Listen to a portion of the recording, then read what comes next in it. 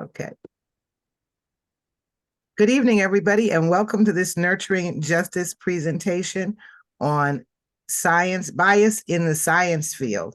And we are delighted that you've joined us today. This is our way to be able to, continue to combat racism, sexism, ableism, and all of the isms in all of their forms. And so we're just, we believe that knowledge is power. And so we try to present every opportunity for us to learn and grow together. And I'm glad that you're here. So before we really get started, I want to just acknowledge the presence of my team and board members in the room, in the space. These are the people that hold me close, that support the work of Nurturing Justice consistently. I want to recognize, of course, Laura McLeod, who is my partner in crime, my co-facilitator in almost all of the work that we do. Thank you, Laura. Scott, who's been part of many of our groups and who is her other half, I'm not going to say better, her other half, our bookkeeper and just amazing woman who keeps us organized and on point. Stacy Tannehill and her husband is here, and we are grateful that you are here. Exetta Harris, who's been part of so many of our groups. Our board member, Pat Dolan, is a member of our board, and I would be remiss if I did not also acknowledge the presence of Vivian Jackson, a friend and early supporter of Nurturing Justice. And just grateful that all of you are here. And Judy Jones, who keeps me sane and is a fierce prayer warrior and prays for me and Nurturing Justice, and with whom we're involved in a lot of philanthropic work together. So that being said, I want to start this way. And because we're going to be exploring science bias from a different perspective. So what I want to do is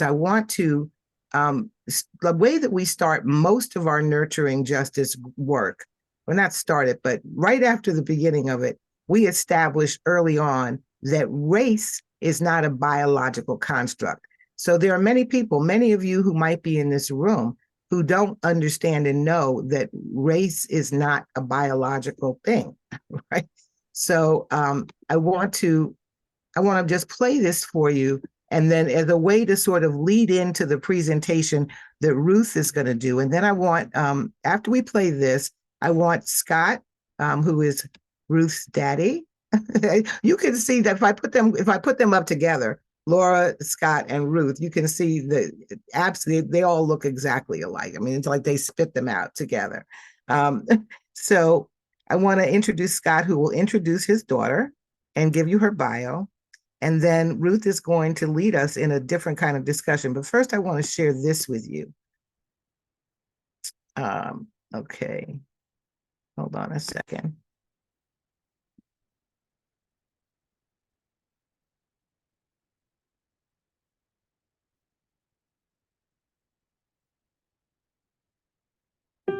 Our species, anatomically modern humans, are a young species with very little genetic variation. Would you like to know how little? We have less genetic variation than one group of Western African chimpanzees. Our species, in fact, really does not have biological races.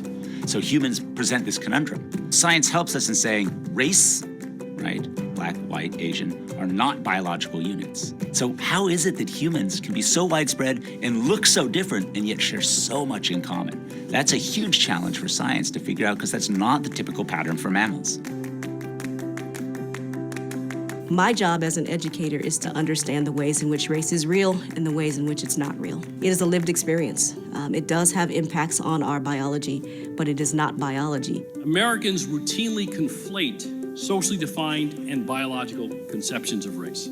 They are not the same thing. That's what's hard for people to understand, that these social constructs, these ways of being, these structures of history and politics and economics and health are very, very real, but they're not explained by our biology.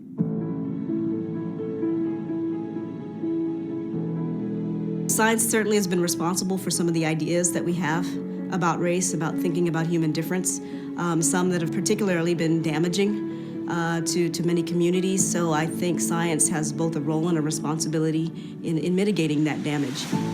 Racial ideas have been at the root of so much discord in human history.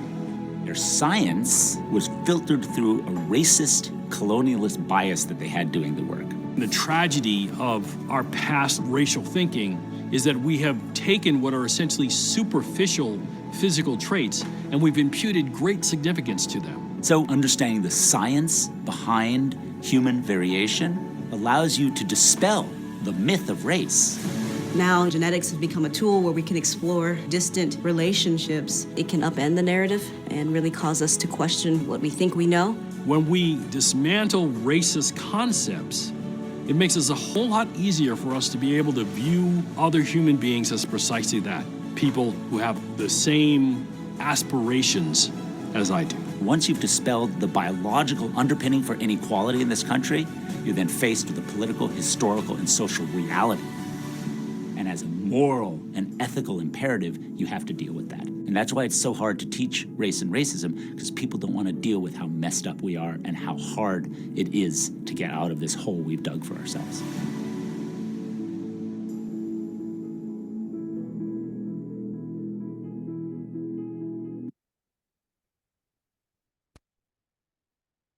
So without any further ado, I'm introducing Reverend Scott McLeod to introduce his daughter. Go ahead, Scott. Well, it is my pleasure. Thank you. It's my pleasure to introduce Dr. Ruth McLeod. She is currently a visiting assistant professor at the College of the Holy Cross in Worcester, Massachusetts, in psychology and neuroscience. Ruth earned her PhD from the University of Connecticut in psychology, behavioral neuroscience in 2023. During her time at UConn, she was a fellow of the Science of Learning and Art of Communication, also known as SLAC, which is a National Science Foundation training program. She was also a fellow of the Institute for the Brain and Cognitive Sciences.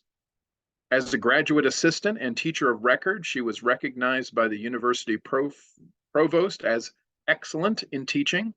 She's also a 2017 graduate from Beloit College with a Bachelor of Arts in Psychology, and also held a biology minor as well as a dance minor. Her research focuses on the treatment and outcomes of premature infants and early brain injury. In the spring of 2022, I was able to accompany Ruth, or she took me along for the ride to the International Behavioral Neuroscience Society meeting in Glasgow, Scotland. And she presented a poster with her work, and get this long title, Cognitive and Social Behavioral Outcomes in Premature Infants Following Neonatal and Adenosine Antagonist Treatment, Influence of Drug Timing, Pre-Existing Prenatal Inflammation, and Sex. That's a mouthful. However, much of her service work focuses on science education and increased science access for BIPOC, Black, Indigenous, and people of color, underrepresented and underserved students. It is my honor to introduce to you Dr. McLeod. Thank you so much for that wonderful introduction. I am so honored to be with you all here today and to talk about what I think is an incredibly important topic, especially as someone that is directly dealing with the lasting impacts of this in my work every day. So firstly, I want to say that much of this talk was inspired and influenced by Dr. Alo Basu, who is a fellow faculty member at the College of the Holy Cross, who gave me this idea to really try and incorporate these kind of dismantling principles in my coursework and really encouraged that. So I want to thank her for that. This talk, though in a different form, was first presented to my physiology and behavior classes. So we're talking psychology students in their second or third year of college at a primarily white institution. So just keep in mind that that's kind of the starting place that all of this came from. So there's a lot of maybe what will feel like intro level stuff for all of you guys, but for these students, it may have been their first interaction with these ideas. And it was taught as kind of a preparation for the students to really critique what we were learning and going to learn about genetics, sex, development, and psychological disorders, because a lot of that research is rife with bias. So that's kind of the framing of this. I also want to encourage all of you to not kind of back away from this topic or, feel like you can't engage with it because you're not science-minded. Everyone is science-minded, and science is for everyone. Science is by the people, for the people. It should belong to everybody, and everybody should be welcome to it. You, even if you are not a practicing scientist, can help hold scientists accountable so that we stop falling into these traps, right? When we decide that science is not for us, for whatever reason, and there are lots of reasons, that can be your personal experience with the sciences, that can be direct discrimination you have felt in science spaces, and that can be lack of representation within the sciences. For whatever reason you felt that science was not for you, I want to encourage you to try and let go of some of that and rekindle your relationship with the sciences. This is because when science gatekeeps and is kind of monogeneous or all the same, it gets worse. Studies have shown repeatedly that the more diverse a group of researchers is in race, gender, age, socioeconomic status, and so much more, the better their research gets, right? So let's all learn about this together. This is still learning that I am doing as well. So let's all engage and learn and grow, and it's going to be great. Yeah. Thanks, Ruth. I'm really grateful that you said that, because science has always scared me. It's always intimidated me. My first science teacher gave me a D and berated me in front of the whole class. That was it for me. I was done. But this is a really important topic. And in that video that we played, what the gentleman was talking about was understanding that, racism in science, that this notion that there's a biological difference impacts our lived experience, and that science, all science, is filtered through a biased lens for the most part. So it's really important that we learn about how this is happening, and that it's happening. So I want to just we're here today really to talk about racism in science. And first, how does science itself the field of science look at racism? And what is there a neuroscience behind racism? Yeah, absolutely. So let's get into it a little bit. I'm going to share my screen with you all. So I may not fully go into presentation mode, but what we can see is a lot of things that we think about in practice are things that we can actually see in our brains. So how many people have heard someone say, particularly a white person say, "Oh, I can't tell all these people apart. They all look the same. They're all just one group of people. I can't see what they look like," right? It's a common thing we hear. The thing is, there's evidence in the brain that that is actually what's happening. So this little dot here, if you follow my mouse, basically is something called our fusiform gyrus, or our fusiform facial area. And we need this to be able to recognize the faces of those around us. And so what this study found is that in people of one race, for members of the same race, they form really unique representations in their neurons of what that face looks like, right? It's a really unique firing pattern.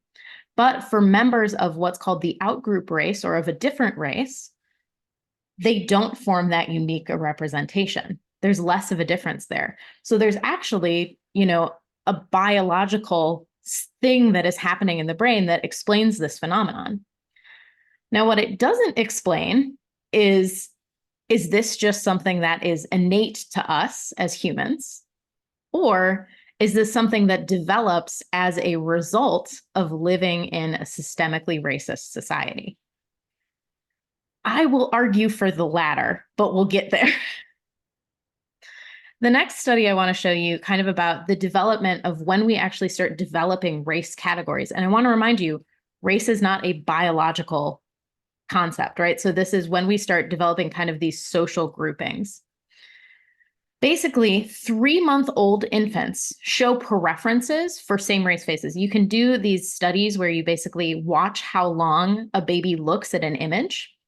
And so before 3 months old, these babies don't really show much of a preference for any type of face, right? They'll just look at everybody.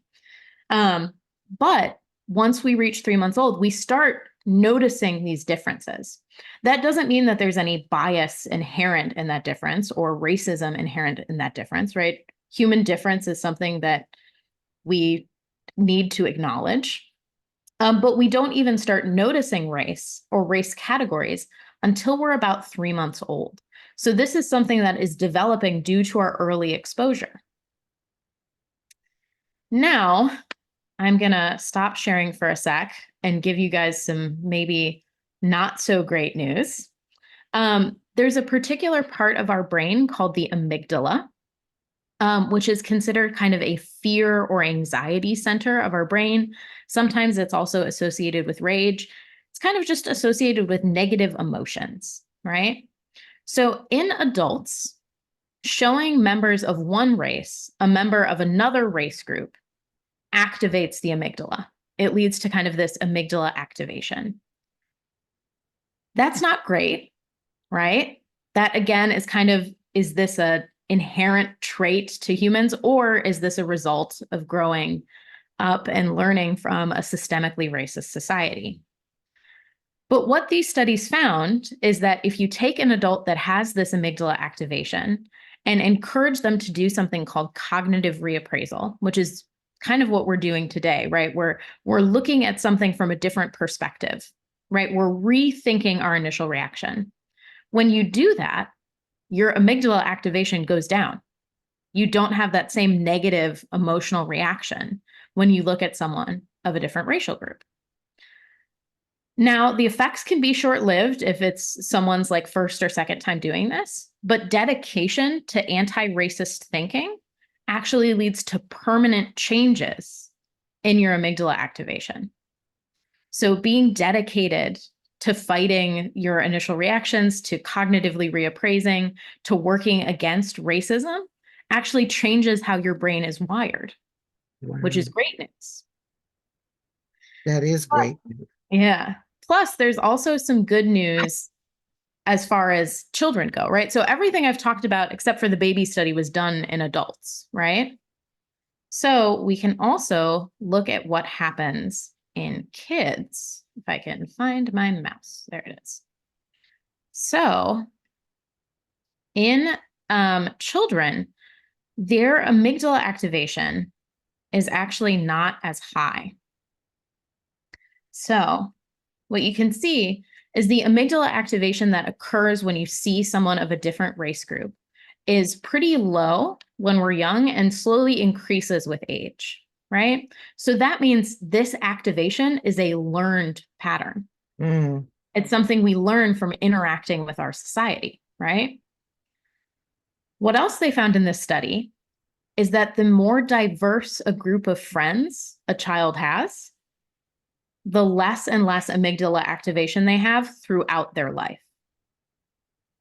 Which means that early exposure to people of all races reduces our initial activation of kind of this negative emotion center in our brain.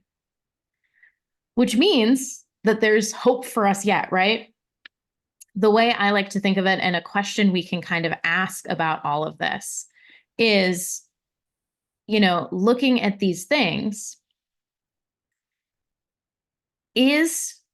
are our human brains wired for seeing difference, or are they wired for racism? And what I would argue is our brains are definitely wired for difference, right? We have 3-month-olds that are showing preferences, right? They're showing discrimination in categories. But I would argue that it's actually the systematic racism that we live and bathe in every day that actually changes our brain into these kind of racist neural patterns, right? So the important thing when we look at the neuroscience of racism is to talk about kind of this cognitive reappraisal, this dedication to anti-racist thinking, and kind of this early exposure of diversity, stopping this amygdala activation before it even gets to a problematic level. And that seems to me that it will be kind of difficult in a society where there is very little, there's really still very much segregation. There's very little integration. In some communities, you will find no people of color. So, how do we have to then devise ways for people to be able to experience people of different, different, I don't want to say races because it's not really races, but people of color. And and difference. There needs to be that kind of diversity. And so the question, I guess, that we need to ask ourselves is, how are we going to, if people of European descent don't want to live in mixed race communities, right? How are we going to introduce them to the notion that this is better for them and their children, that their children will not have that angry, amygdala response that is going to perpetuate this system that we are, that we have going on, right? No, that's the key question. Right. Yeah. That's the key question. Okay, so you're saying that humans are wired to see and detect a difference, but beyond appearance, how does science define race? Yeah, so like we saw in that video before, race does not have a biological basis in humans. We have very little genetic variability. Right. So we can see this in people of the same genetic background show very different appearances or may even define themselves as different races. An example of this are the Allmeyer twins.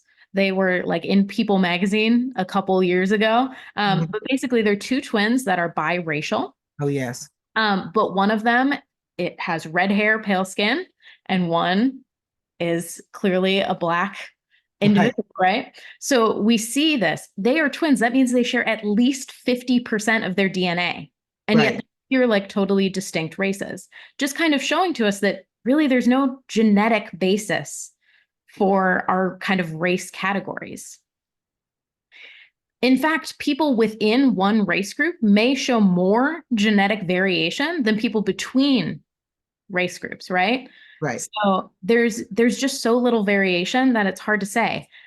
Of course, there are things, right? I am more closely related to my parents genetically than I am to you, Chris. But by the time we get to like a population level, that level of genetic variability doesn't really make much of a difference. It doesn't carry information. Plus, the numbers and distinctions of race change based on sociocultural context, right? So in one context, you may define yourself as one race and not define yourself as that race in a different context, or depending on the terms to define your race that you're given, depending on the time period that you live in. We can talk about how the definition of who gets to be white has changed over time, right? Right. That all changes based on this sociocultural context. And because of this, race is now something that we consider a social construct. Right. Now, just because we consider it a social construct doesn't mean that it doesn't have meaning, right? So we know that race doesn't have a functional biological basis for us, but scientists still use it as a variable, and for good reason a lot of the time. It can indicate a lot of other factors: cultural ties, experience, bias and discrimination faced, access to care and the quality of care that's received, right? These can all be kind of bundled together by looking at race groups.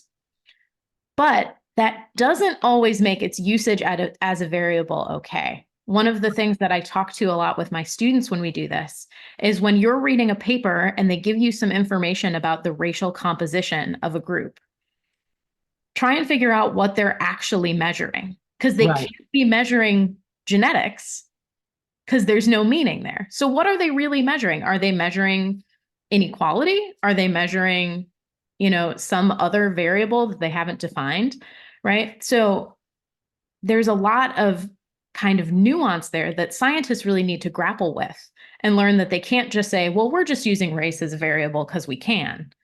You need Right. to actually know what you're Why? measuring. Yeah, why And you're why are you using that as a variable? Mhm. And what impact will that variable have on a study that will maybe be used to reinforce racist ideas? Absolutely. We're going to talk about it when we talk about scientific racism itself. But you see it all the time in modern research where it really just, you're by using race as a variable to mean something different, you end up reinforcing these racist ideas and stopping potential access to programs or potential changes that could be made because you're not actually measuring what you want to measure. And Right. that's a huge problem in science. That's something you learn in your intro to psychology classes, how important it is to define a variable. And when we use race without actually talking about what we're really meaning by that, we lose so much meaning and we can enforce these racist ideas. But so how do you stop that though? I mean, how do you stop scientists from doing that? I mean, if they do it just because they can and then they don't have to explain why they do it, then it's just like, oh no, we threw it in there. It's a variable. We decided it's a variable and we're going to use it. Like, how do we stop that? It's a major question, and I'm still grappling with it as well. One of the things that I'm trying to do is teach the young scientists who I'm training to not do that. And then the other thing that we can do is critically read all of the scientific information we have, right? Science has a tendency to be about big headlines, like Right. all things are nowadays, right? Mm. Everything's about the headline. Right. A lot of scientists are not necessarily ill-intentioned. They're following policies that have been historically implemented. Mm. And so if you can start by critiquing those policies, holding those scientists accountable to say what they actually mean, and training the people who are going to be coming after them not to repeat those same mistakes, you can create a better environment and hopefully not repeat the same issues we've been having for centuries. But so no, but how do you get to the policy? Who makes the policies? How do you get to the policy people? And what is the community? What is the strategy to influence the policymakers that determine how this all goes down? So when I say policy and science, I normally am talking about an intra-lab kind of debate. So the way a lot of scientists work, the way you get your PhD in a science, you have a mentor and that person trains you to do what you're doing, but you're kind of controlled by what they want to do. Mm-hmm. And so if they decide that your research should use race as a variable for whatever reason, Right. well, Then that's what you're doing. But there are ways that you can push back against that. And there are things that you can do. This is not a race example, but I study sex differences. right. And I know that there are some papers that I personally have published that if I were to rewrite those papers today, I would change what I did in those papers. Because that's part of the scientific community is learning new things and changing the information we thought we knew. Right. But it doesn't happen all the time. And so the best thing that we can do are try to talk more openly about the scientific information that's coming out, because once it gets into the public discussion, Right. it's that scientists are going to hear that. And then the other thing we can do is, again, train the young scientists who are up and coming to also hold everybody accountable as well. Right. Which is a lot to ask of the next generation of scientists, but an important ask. Okay. Thank you.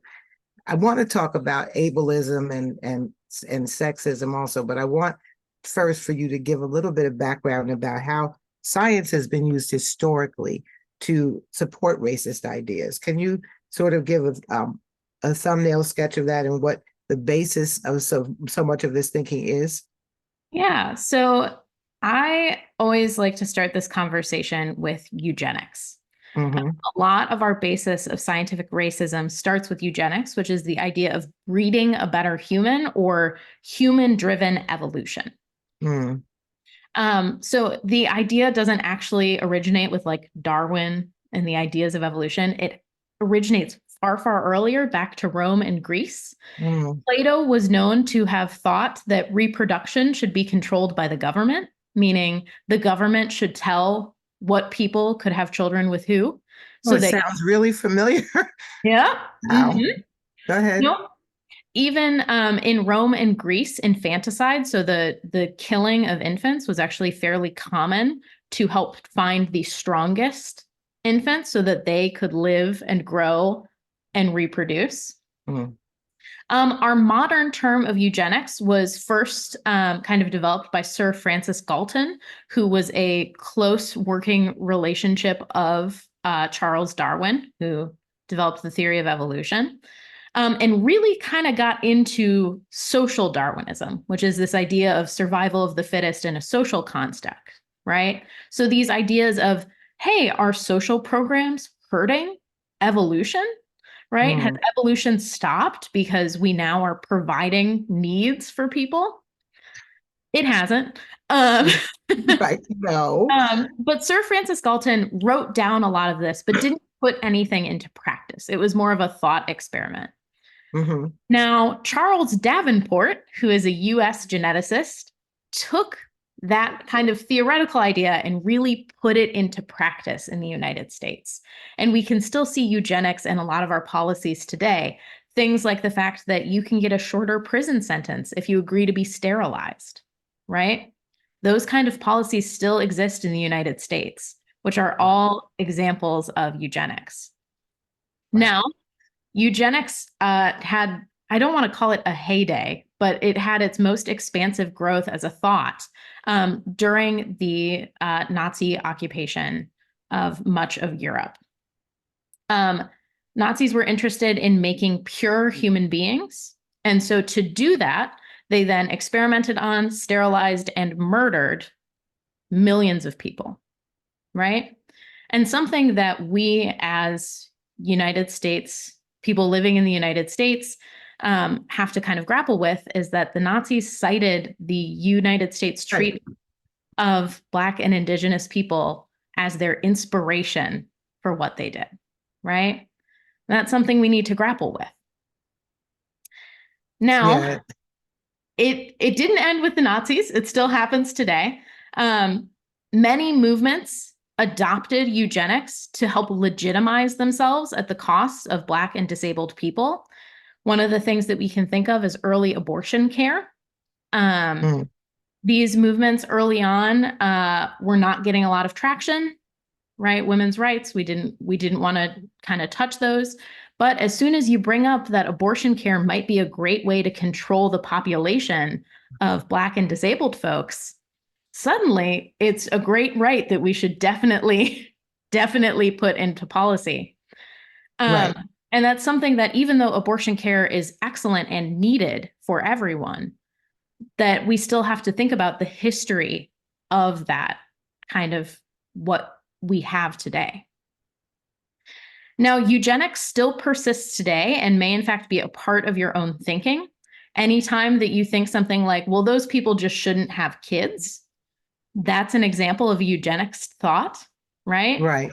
Anytime that you, I know I'm guilty of this. I'm a type 1 diabetic, so I am considered a disabled woman. I sometimes think about, well, I'm not sure if I should have children because my children will carry my genetic risk of also being disabled. That is an excellent example of how eugenics has gotten into our, snuck its way into the modern way that we think about so many issues, right? Now that we've covered eugenics, we can talk a little bit more about science racism itself. Well, wait, I want to stop you for a second because I don't have the expertise in this that I should, but I know that there are people on here that do. And I want to talk about, the abortion rights movement that was used to be able to say, okay, this is a great way to control the population, to tailor the population or whatever. And so, but what do you make of, and this might not be a fair question to you, but what do you make of what's happening now with the reversal of that and the attempt to try to control women's bodies and like strip them of their agency to make decisions about their own bodies. It's terrible. Abortion is, abortion is a right that we should have had, right? We shouldn't have had to use eugenics to justify it. Right. And it's something that is needed and that shouldn't be used as a tool of power and control over women's autonomy. However, we still need to grapple with that in order to gain that autonomous right for certain people, meaning white women. Mm-hmm. White women were willing to sacrifice Black and disabled people to be able to gain that right. And that's something that, that doesn't mean that abortion is bad in any way. Right. It just means that it's something like science. I don't think science is bad. Right. Science needs to grapple with its history. Right. And that, I think that answers your question, maybe. Okay, yeah, it does. Okay, go on. So, so now that we've kind of covered eugenics and its history, we can talk about science racism. So science racism is a little bit more explicit than just eugenics. Science racism is the use of science as an objective way to justify inequality. So basically, it's saying, well, enslaved people should be enslaved because scientifically less than, right? Basically, this came into being because it ends up when you are doing something horrible to an entire group of people, you need some way to justify that happening. Science racism emerged as a way to justify the atrocities that were being committed. So this starts, it doesn't start with, but a lot of it was wrapped up in this idea called polygenism. So this is the belief that human races were actually different species, right? So they're completely different species. They're not all humans, right? This led to things like craniometry, which is the measuring of skulls to support and show white superiority. Luckily, craniometry and polygenism fell out of scientific fashion in the early to mid 1900s. Real late, but at least it did fall out of fashion. However, the ideas that scientific racism supported, the ideas that science itself supported, kept going in kind of the cultural zeitgeist, in our policies, in our laws, in the way that the general population thought. So even though scientists weren't doing craniometry studies anymore, that information was still there and still existed for everyone else. Right. Today, we still see things like criminality studies, so the likelihood of people committing crimes, pseudo-intelligence testing, so things like the SAT, IQ tests, which are known to be rife with bias for white individuals, are still used today to justify racist beliefs and policies. Right? Lack of representation within scientists, but also science teaching literature, also leads to inequitable treatment. So not letting people of color be part of the scientific community means that these ideas don't get brought up, and not seeing people of color as people that need to be included in studies causes problems. These are issues that we see where doctors are still not being trained to identify skin issues in people of color. They're only trained to identify rashes and different skin conditions on white individuals. Right. So and the other part of that is that people of African descent and other people of color are reluctant to join studies because, of the historical,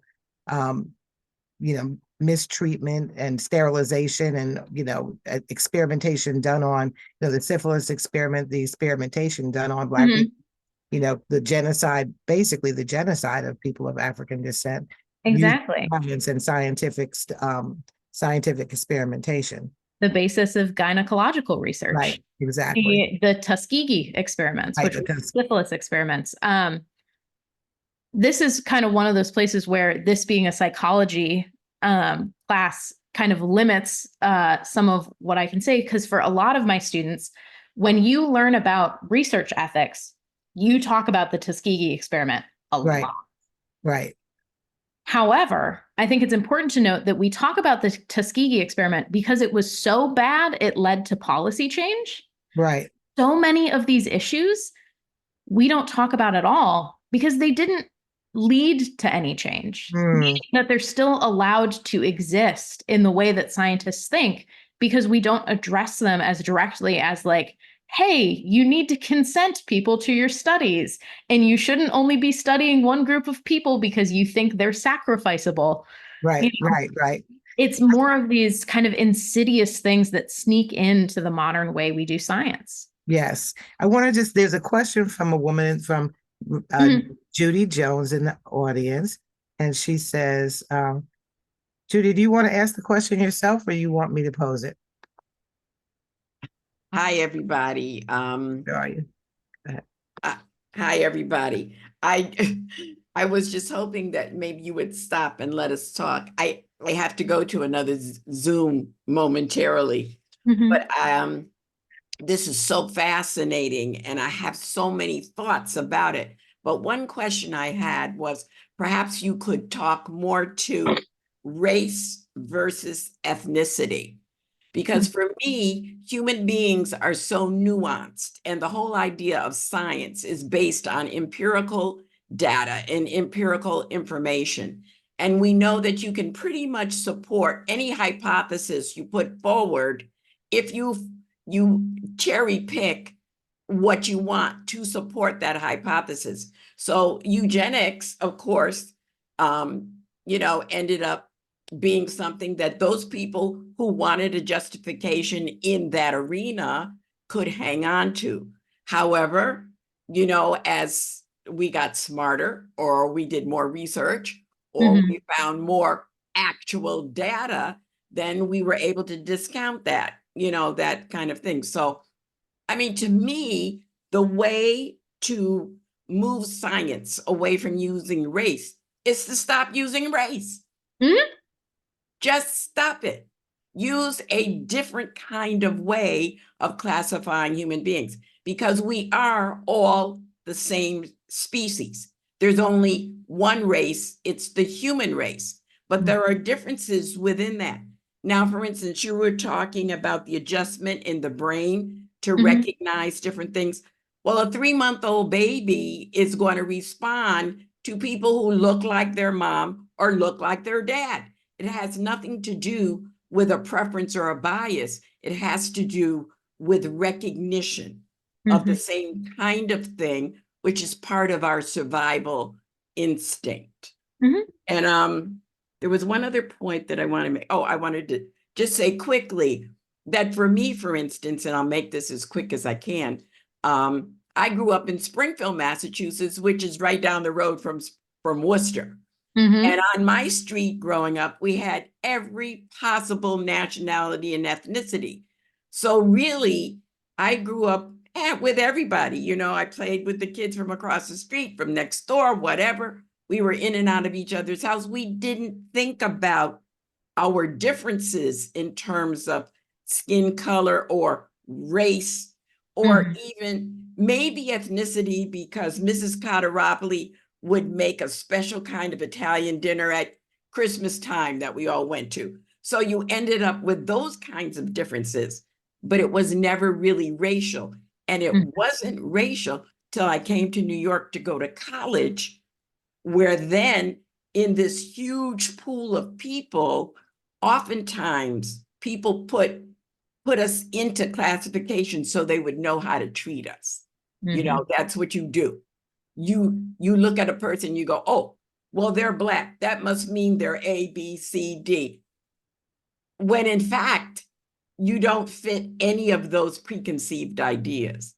So for me, science, and I love science on all its different levels because we need science, but we also need, like you said, to hold science accountable and allow science to be able to say, let me just question this. Because I want it to be true doesn't mean that it is true, and allow for the differences and the nuances to come about.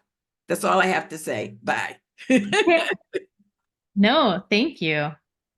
Those are wonderful points. And I think your point about something that I didn't do for this, but normally I do for all of my classes is I start with something called the Mertonian norms of science, which are kind of these 4 principles from the 1940s. So it's got its own problems. But one of the main points of this is something called organized skepticism, which is the idea that all scientific claims should be questioned and evaluated by everybody. Now, that means if you do question things and evaluate them and it ends up that they are true, right? I'm not saying, we should not listen to COVID specialists because we should question everything, right? But I'm saying when we read a scientific article, the best thing you can do is have questions about it. That's the most scientific thinking you can do, right? Science is all about asking questions. And so the more we hold people accountable by asking these kind of questions, it can only get better. So let me ask you, obviously racism has not gone away. Is it still, tell us how it's still manifesting itself today in your field? Yeah, absolutely. So this is a little bit out of my field, right? It's not neuroscience, but it definitely manifests today. And the prime example that I have is obesity research. We see this a lot. So if this will share, there we go. So what we see in a lot of obesity research is that there are different rates of obesity for different races. So that kind of leads us to ask these questions. Is this due to inherent racial difference, which would imply something like genetics? Or is race being used to represent other factors? Now, we know from what we've already learned from the video we watched, what we talked about today, it can't be genetics. Right. So we have to ask, is race being used to represent other factors? This article here, acknowledges that race and ethnic differences in lifestyle behaviors and economic disadvantage may account for some of the race disparity. However, we still need to consider that there are potential genetic factors of race that are potentially playing a role. Again, this article is from 2004, so it's from quite a while ago in kind of terms of how fast science tends to move, but we're still seeing these kind of justifications. Mm-hmm. A more recent article, we see again a breakdown of basically the community composition of certain ethnic and racial groups, and what that leads to in terms of BMI and obesity, right? So we see specifically communities with high Hispanic concentrations have increased BMI. Okay, but see, that doesn't, and obviously, it doesn't take into consideration that they will not put, fresh vegetables and fruits and healthy foods, that there are food deserts and food swamps in these communities where there are more people of color. So that there's a McDonald's on every corner intentionally, and a bodega that sells, beer or, they don't. Oh, yeah. They discounted like the liquor store on every corner, the bodega on every corner, the food deserts and the food swamps, and no healthy fruits or vegetables, no healthy food. So, yeah. Oh, we're going to get into it. Just wait. So luckily, this study, which is a little bit more recent, acknowledges that to better understand this, we have to know disparity about community level risk factors, especially how built environment and social norms operate. So that talks a little bit about it. But still, if we know that that's influential, why are we still using race or ethnicity as an indicator of these things? Right. In fact, even more recently, racial inequality in poverty, unemployment, home ownership were associated with higher obesity rates. Racial inequality in median income, college graduation, and unemployment were associated with fewer grocery stores and more fast food restaurants. It ends up that like the main driver of a lot of the obesity differences that we see is racial inequality. Right. It has nothing to do with genetics or inherent risk, right? It has everything to do with the racist environment that we live in, right? Exactly. The structural problems. Right. So yeah, that's It's Wow. a big factor for sure, and something that we have to consider and still exists today. And that's why it's so important to kind of, when you read a science article, which I hope you will, that talks about race, you'll break it down. You'll see, what are they actually measuring? I do want to say, I don't think the other authors of those articles were ill-intentioned. Mm. Well, the first article I have some questions about. The second article, at least they acknowledged that there were other factors. Right. But the problem is, when you put your headline out there that Right. there are different rates of obesity for different racial compositions, that's all that people are going to hear. They're not going to hear your point that, like, well, probably it's because of all of these other inequities. Right. They're going to hear the main thing. Right. And it's a huge problem that we have to talk about and be critical of in our work. I agree. So talk a little bit. We only have a little while longer, but talk a little bit about sexism and ableism and how science deals with those issues. Yeah, absolutely. So, as we know, right, if we take an intersectional perspective, it's not enough to just talk about racism. We also have to talk about other factors that go into that. So, most of scientific history has ignored women, Right. both as research subjects and as people to do the research. And because of this, this has led to a bunch of medical bias and misinformation, meaning we have drugs that were never tested on women. We have practices that are not tested on women. Women show different symptomology for certain diseases, and we just don't know it because we never studied them.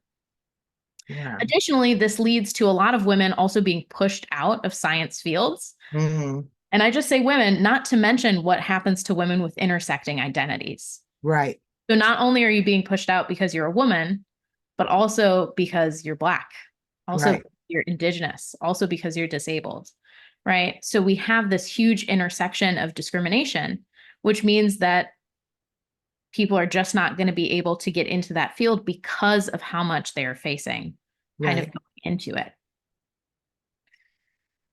Now, we can also talk about kind of beyond the binary. I can show you slides about it. But not only is we're not doing research about women, we're also not doing research about intersex conditions. Right. Basically, we tend to think of biological sex as kind of, you're either male or female. Right. Except that's not true. Biological sex is also on a spectrum, with anything that's kind of considered out of the binary considered an intersex condition. And there are tons of those. It is a significant portion of the population that are intersex. Wow. But we don't conduct studies on people who are intersex. We don't know a lot about how their particular hormone balance, how their particular biology might affect their treatment in a medical setting, right? So this can create huge biases, right? So researching sex differences is really important, right? Because we want to know about medical interactions. We want to know about how hormones are playing an effect with certain medical practices. But researchers can fall into sprouting kind of these broad differences about sex that are not true, right? So this is the idea that, well, women, because they have more white matter in their brains, they're more empathetic and good at multitasking. And men, because they have a bigger like spatial organization part of their brain, they're more systematic and they're going to be better engineers. Okay. Not true. That doesn't exist. Right. Out and out lies, right? Yeah, that's called something called bioessentialism, which is the idea that your biology determines who you will be, right? It's also sometimes called neurosexism, the idea that because our brains are built slightly differently, that means we're already predetermined with who we're going to end up being. Basically, it ends up that there is no male or female brain. The way brain structures are distributed is much like height. So on average, men tend to be taller than women, but we have very tall women and very short men, right? There's a huge overlap. It's the same thing that we see in our brains and with a lot of scientific research. So it's really important that we study these sex differences. But it's also really important that we don't let the study of these sex differences turn into kind of sprouting these broad ideas. Right.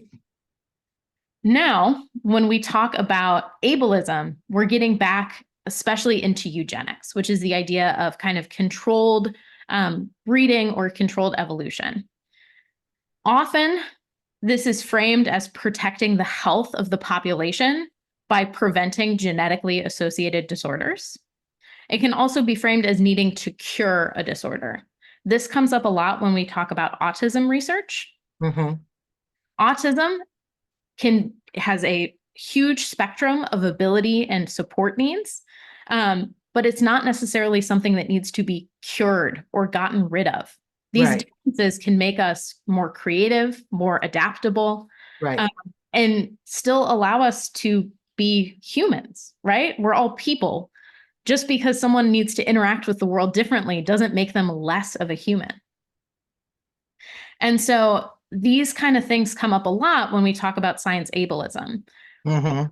What's been found is that researchers that do not work directly with the community that they're studying tend to spout a lot of these ideas about needing to cure something or get Right. rid of something, rather than talking about adaptability and natural human variation and all of these things, right? So that's a huge part of it, making sure that researchers have connections with the community that they're working with and researching. Right. And additionally, one of my best examples that I have of scientific ableism in our modern day is the COVID-19 pandemic. Okay. So if you think about COVID, how many people heard a news story about the COVID deaths, but they were qualified with, well, these people had pre-existing conditions. Yes. Right. Or these people were disabled, or this person was denied a ventilator because they had this disorder, right? Yes. Yes. Or someone healthier, right? Right. So this kind of ableism is so ingrained in how we think about each other that it leads Right. to unconscious kind of justifications, where when we think someone is less productive to society, because, Right. oh, it interacts with capitalism all the way. Always. You Always. know, always. When we see someone as less productive, they are less than. Well, you create first you create the conditions under which somebody will have asthma, high blood pressure, obesity, and respiratory illness, heart disease, high stress. You create that condition. And then when a pandemic comes along that will impact them more, easily because of those conditions, you just write them off and don't give them a chance to live. And so what you have is, I don't know what the percentage is, but of all the people who perished in the beginning, especially of COVID-19, they were especially, well, I'm in New York, where the epicenter, where it started, it was mostly of African descent that were just dying in droves. Right. Yeah. And, No, yeah. and using eugenics and ableism and racism to kind of justify those deaths as being a thing we should just be okay with happening. Okay. Yeah. Okay. It's okay. It's all right. fine. They weren't really real people anyway, right? They It were doesn't just count. Yeah. right. No, It doesn't count. and that's it's something that's horrific, and something that this is why we have to have these conversations, because scientific racism, scientific ableism, and scientific sexism sneak in to the way we Right. think in the world, in the same way that we are bathed in them every day that we exist in the society. Right. And well, Judy was talking about, well, 3-month-olds really, they just go with who they're familiar with, who looks familiar to them. But, I have a different take, a much more cynical take, and that is that, racism is the air that we breathe. And the minute a human being gets on the planet, comes into the world, they're breathing the oxygen of racism. That's just me. I mean, I'm a little bit cynical. Well, and to point out about that, I think both perspectives are right. Right. And Right. we are human beings. We love to categorize things. We love to put people in boxes. We love to put That's things true. in boxes. It's what we love to do. We're wired to do that. Right. That's true. But it becomes a problem when we never are told that maybe those categorizations are not right. Right. You know, that they're just Exactly. allowed to exist that way. And they're never challenged. That's when we get Right. things, we develop this amygdala activation based on these categorizations that we've made, right? Right. Right. So I want to give your mama an opportunity to ask you a couple of questions before we conclude this session. I'm really, this is you're brilliant, and this is wonderful. Yeah. She gets it all from her mother. Exactly. You hear my son laughing? Yeah.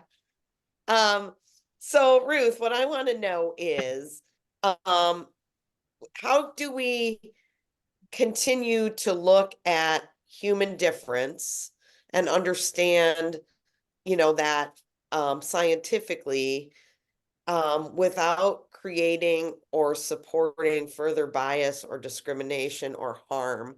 Like, how do we do the deeper work of including people who have been excluded from the research, but without that being used in a negative way to support the systemic racism that we're all a part of? It's the ultimate question, and it's the question that I when I taught this to my students, left them with of, hey, how do we do this? Because I would love to say that there's an easy answer, and it's just we need to just better define our variables, and we just need to do things this way. But the truth of the matter is, because we kind of exist in a place where we, like Chris said, are breathing racism, we'll find a way to make those labels mean something that they shouldn't.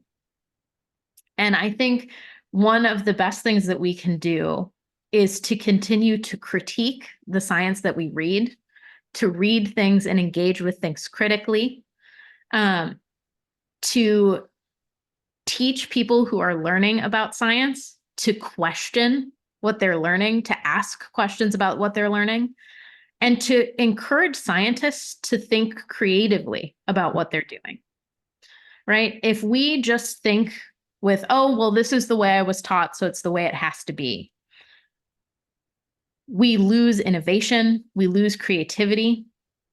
One of the things that I've started doing with papers that I write is I think about what possible way could I imagine this getting on Fox News?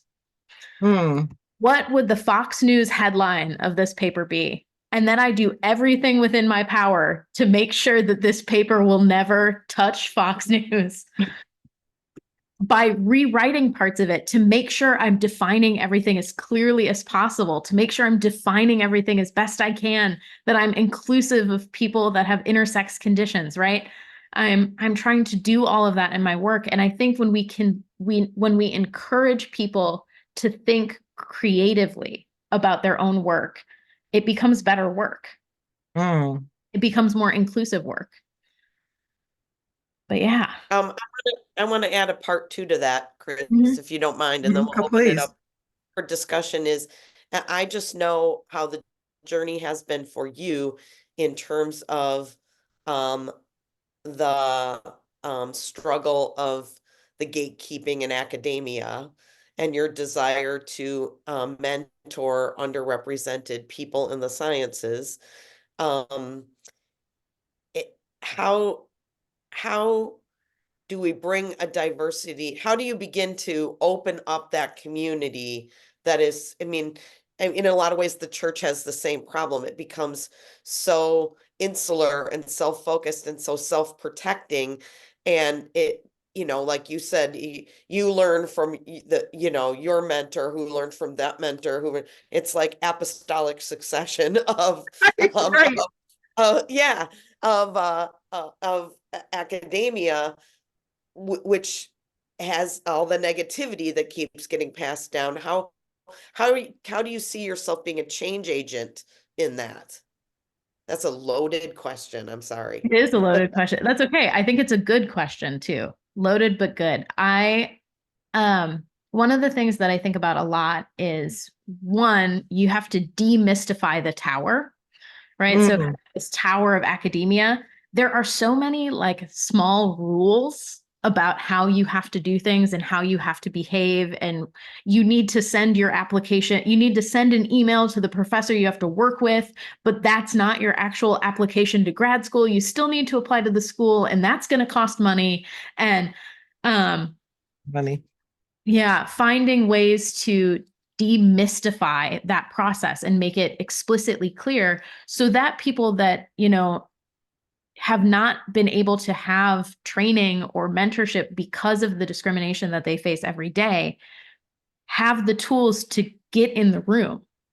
The other question we have to ask is, what room are we sending people into? Right?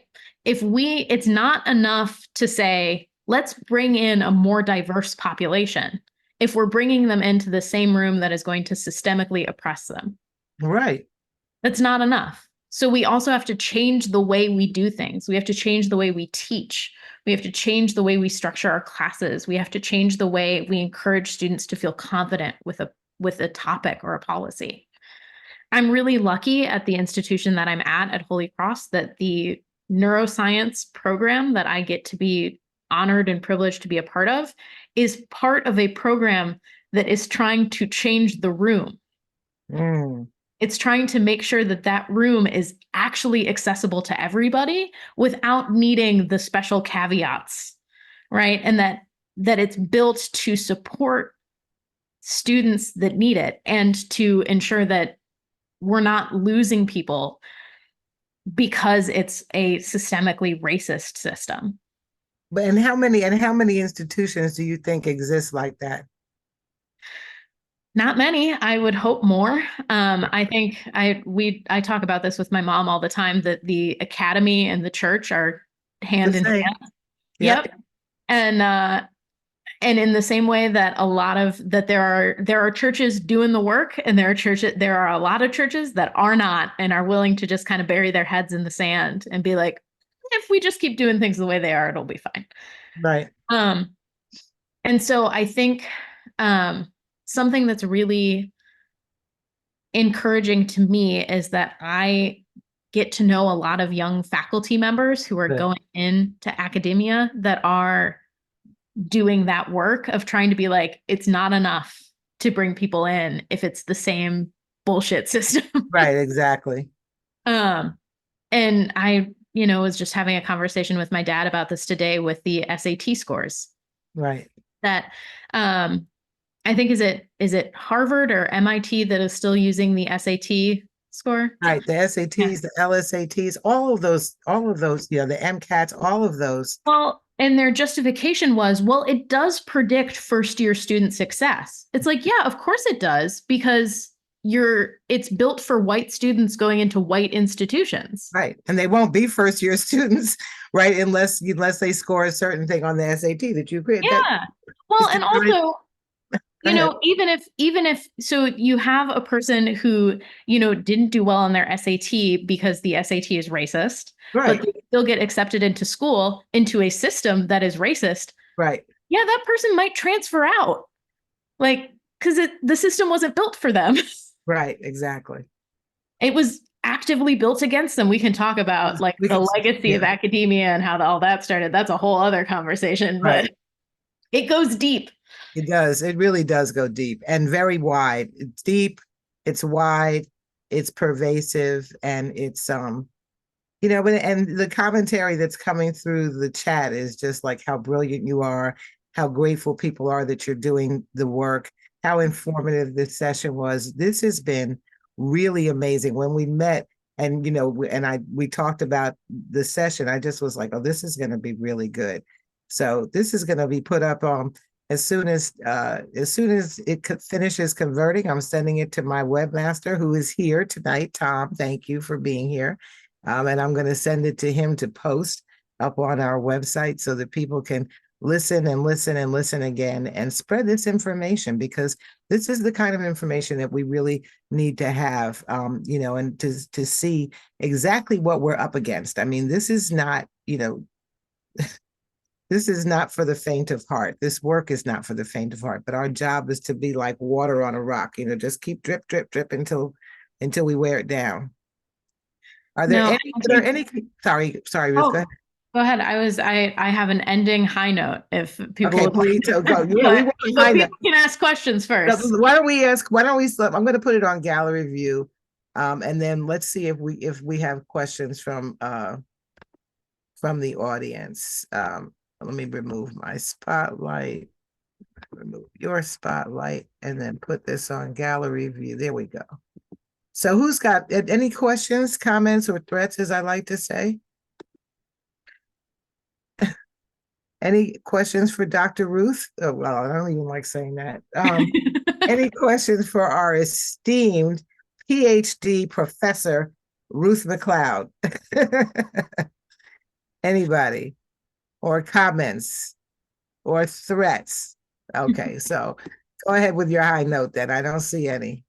One of the things that I find really encouraging about doing this work in my regular teaching curriculum is that for the rest of the semester after I teach this class, how active and engaged and ready to critique everything that they were learning my students were.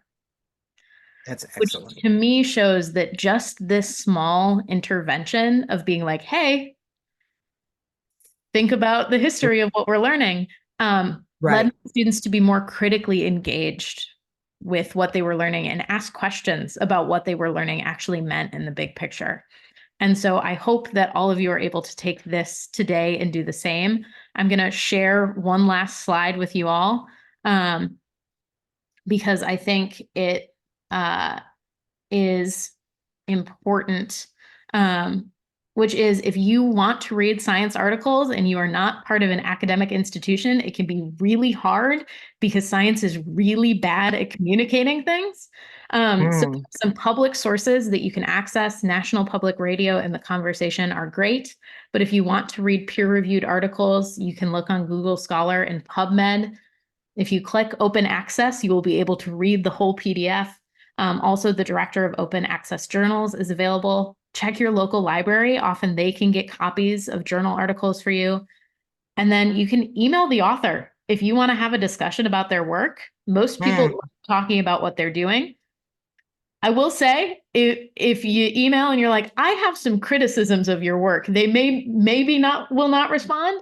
But if you say, hey, I'm really interested in what you're doing, they're definitely going to want to engage in a conversation with you if they're able. So I will leave you with that. Excellent. Thank you.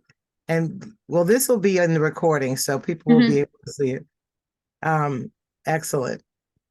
Ruth, this has been absolutely amazing. And I'm really, really grateful to you for coming and sharing with us. And that high note about, once you give people the information, they become more critical. And that's what the work of nurturing justice is about. It's like, it's not, we don't think that we're going to, everybody's going to be anti-racist and, right away. But once we open up people's eyes to the information, they think more critically, they're more discerning.